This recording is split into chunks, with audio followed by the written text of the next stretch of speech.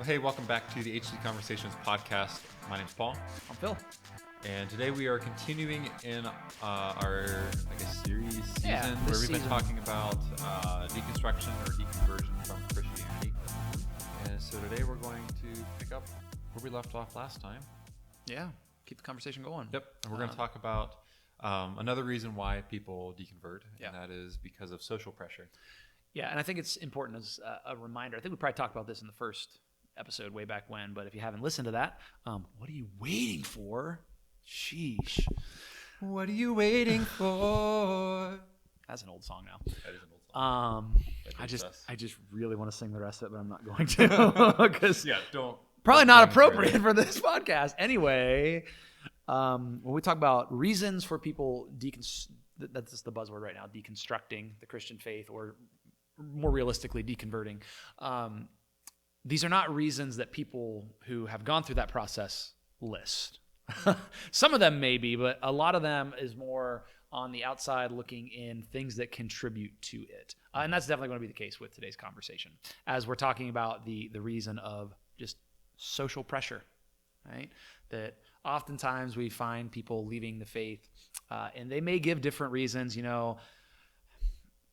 whatever, errors in the Bible, we've talked about that, or I don't know, what other reasons might they give? A conflict between faith and science. We've talked about that extensively at our church. We've talked about politics. Politics. And a lot of times, it's like that's the reason that's given, but that might not be that. Sometimes that's the legitimate reason, but sometimes that's just the reason given because the real reason doesn't sound as good, doesn't sound as intellectually honest. Right. It doesn't sound good to say, it's like, well, it's just peer pressure. Peer pressure because of pressure from my family, pressure from coworkers. Yeah, that's a big one. Et cetera. You have to fit in the workplace or with a friend group. Those are some big factors that influence people from, deconverting.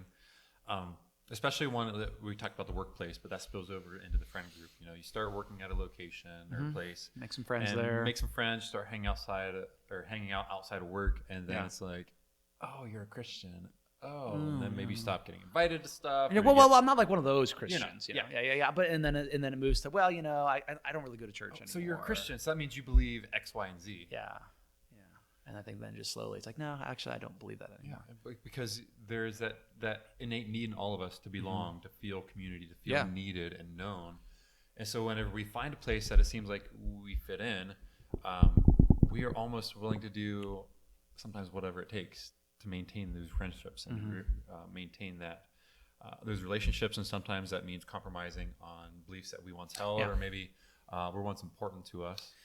In order to fit in. Yeah, I think as you're talking about that, just sparked this thought in my mind of how much of this particular aspect of walking away from a faith tradition is a result of just the time that we live.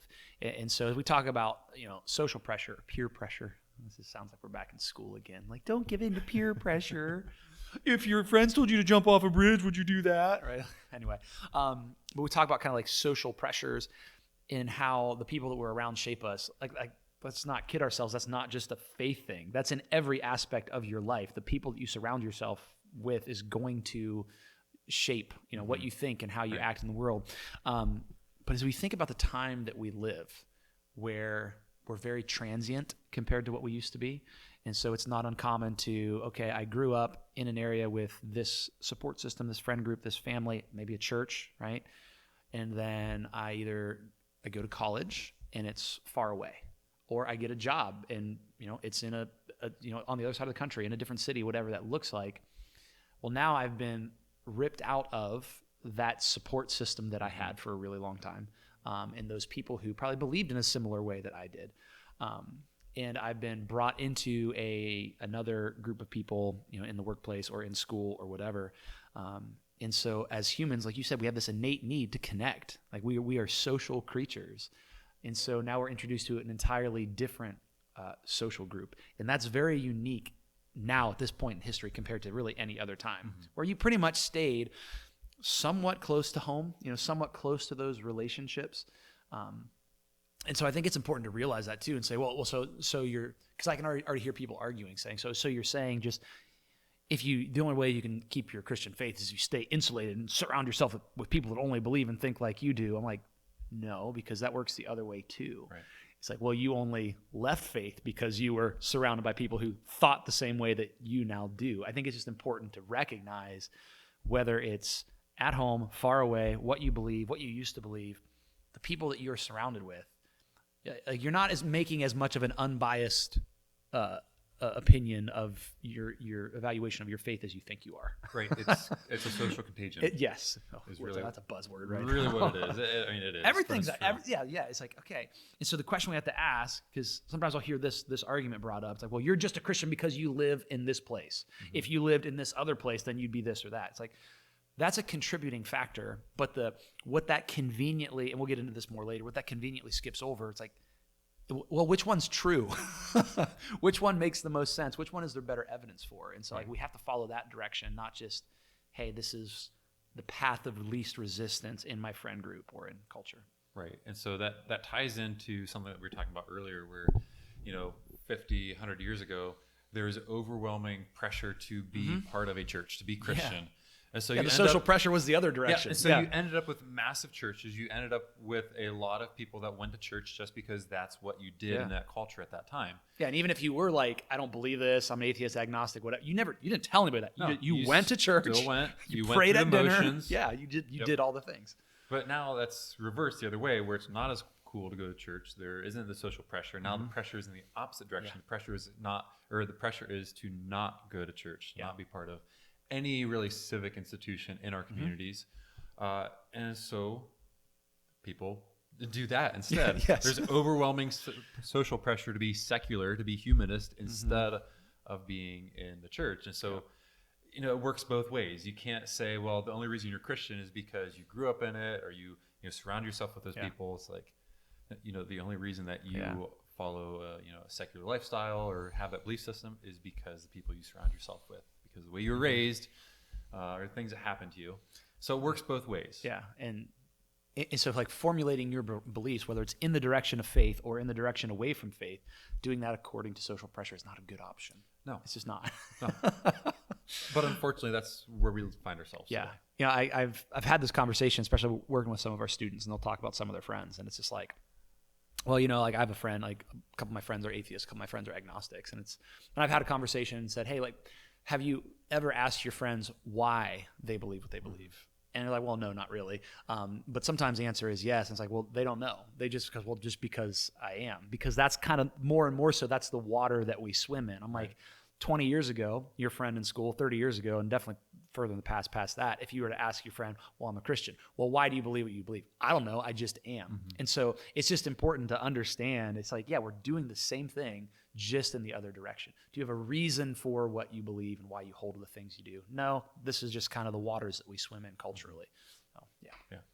And so when it comes to people that maybe left the faith because of pressure to fit in with the social group, maybe it's time to just step back and ask, well, why did I leave? Why do I believe these things? Why do I now align perfectly with a particular set of ideologies, whether it's progressivism or political conservatism?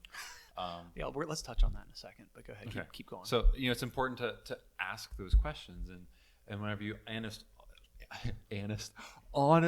answer, you might surprise yourself and find out that you really don't have any great answers as to why you hold those beliefs. And so maybe then you should reconsider maybe some beliefs that you used to hold, and maybe it's time to start rebuilding a new foundation. Maybe that's a foundation of faith. Maybe it's like, no, I am confident in why I believe, the things that I do.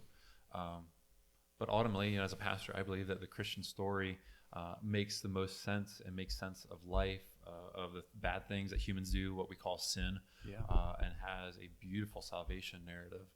That there's a God that loves us, that made us, that has a purpose, that this life has meaning, that this life isn't all that there is, and that the best is yet to come. That's beautiful, Paul. Way to go. I love that. So now I don't even feel like I want to make. Now you get to talk about politics. I don't really want to talk about politics, but you had said something about. First of all, like we're talking about kind of like the social pressure, and I was like, I don't even know if pressure is necessarily the right word, because when we think pressure, we think of something that's pushing us in a direction. And you're like, well, I never felt pushed in a direction to walk away from something. It's the path of least resistance. No, I would say it's more like a lazy river. Yeah. You don't have to do anything. You just get in and it starts pushing you in that I direction. love the lazy river, man. It's just floating. And it feels good. I don't have to do anything. Yeah, so it's not that there's something actively pushing us in the direction. It's just the path of least resistance. Increasingly, we're in a culture where for me to live out my Christian faith, it feels like there's more and more resistance than what there used to be. And there is. Yeah. And that, again, that doesn't mean that we used to be genuinely Christian in our faith. It just meant that there was this social ease of doing that. And so it's like, let me just, like you said, just get in the lazy river. And the lazy river is not one that flows towards the waterfall of Christianity now. It's the waterfall of other ideologies. I'm trying to keep the lazy river thing going. You know the part where you float under, it's like all the water's coming, right? And so you're getting... It's the waterfall of death, destruction, and despair. Yeah, right. And so when we talk about the direction that culture is moving and the path of least resistance, there's a fork in this lazy river, okay? Because I think people might hear us talking and maybe thinking, yeah, you get them, you tell the left, or how dare you attack the left, because we tend to think binary right-left political, and we tend to think that ideologies that are against Christianity tend to be on the left-leaning spectrum of thing. And certainly there is a lot of that in our culture right now.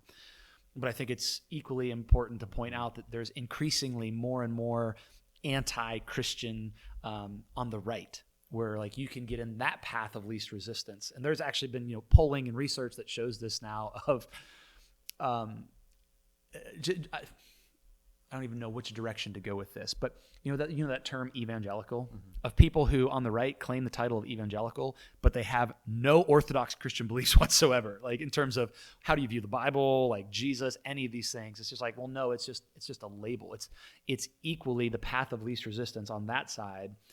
That if you were to live out genuine Christianity in that culture, it would be met with hostility. The same way in some of the ideologies of the left. And so it's important for us to recognize that.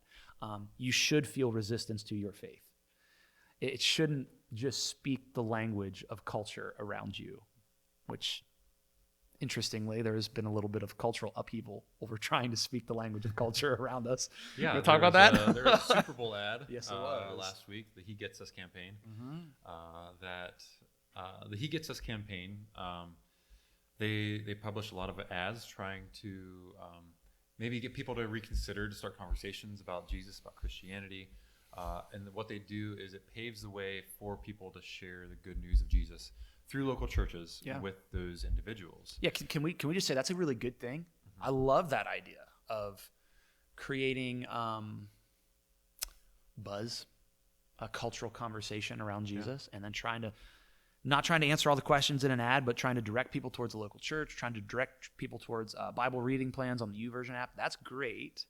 However, the way the ad went about it wasn't so great, because it portrayed Jesus in aligning with a very left leaning narrative. It was coded, I guess, in such a way that pushed you towards one particular path of least resistance. Yeah. Right? Now, the other path was very angry about it.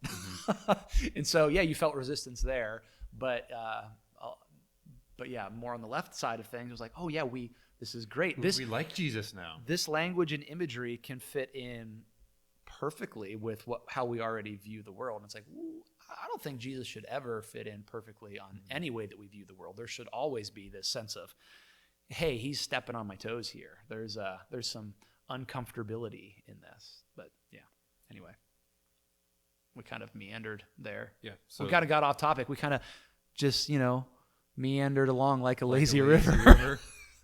Yes. So, there's a lot of discussion around that, when a better portrayal would have been one that stepped on the toes of both sides. Yeah.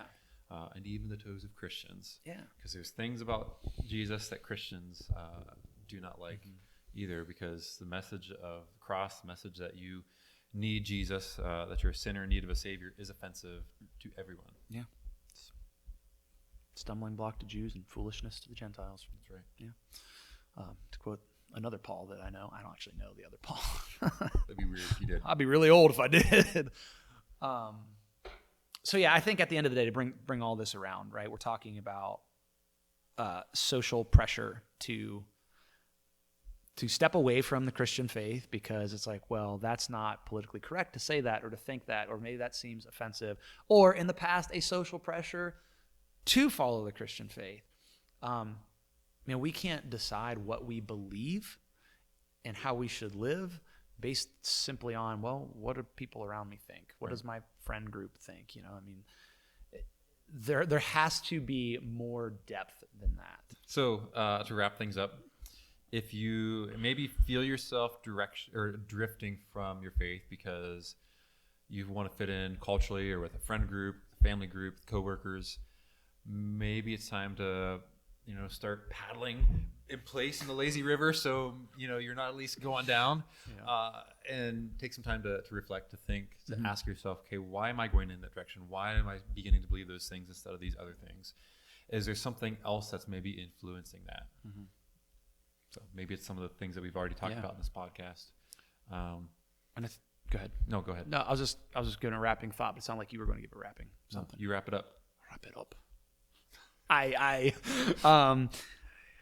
So when we're evaluating what we believe, how we view the world, just to remember, because we've talked a lot about social pressure one way or another. The question always has to be, okay, what is actually true? There is truth out there to be found.